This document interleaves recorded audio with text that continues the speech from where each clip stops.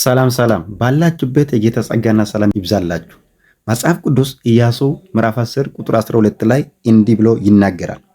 እግዚአብሔር በእስራኤል ልጆች እጅ አሞራውያን አሳልፎ በሰጠ ቀን ኢያሱ እግዚአብሔርን ተናገረ፣ በእስራኤልም ፊት እንዲህ አለ፣ በገባኦን ላይ ፀሐይ ትቁም፣ በኤሎም ሸለቆ ጨረቃ።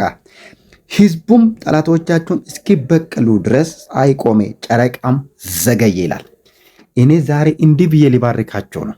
የእናንተ ጉዳይ ሳያልቅ የእናንተ ምዕራፍ ሳይጠናቀቅ የሐሳባችሁን ሳታሳኩ ፈጽሞ አይመሽባችሁም፣ ፈጽሞ አትዘገዩ።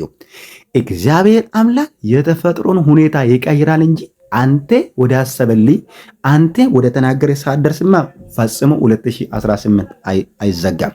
እኔ ዛሬ እንዲህ ብዬ ይባርካችኋለሁ።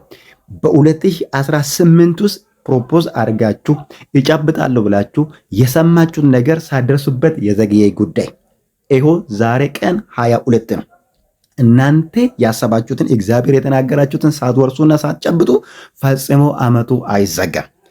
እስራኤላውያን ጠላቶቻችሁን እስኪበቀሉ ድረስ እግዚአብሔር የተፈጥሮን ሁኔታ በኢያሱ አንደበት ተናግሮ ጨረቃ እንደዘገየች ጠላቶቻችሁን እስኪበቀሉ ድረስ ይላል። የሚፈልጉት ነገር እስካሳኩ ድረስ ይላል።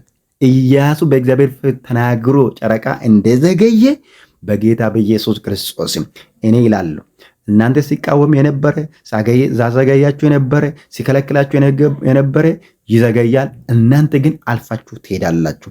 እግዚአብሔር አምላክ እንዲህ ይላችኋል። በዚህ ቃል ውስጥ ዓላማን ሳታሳካ ፈጽሞ አይዘገይብም። አሜን ብላችሁ ሼር አድርጉ። ተባረኩ።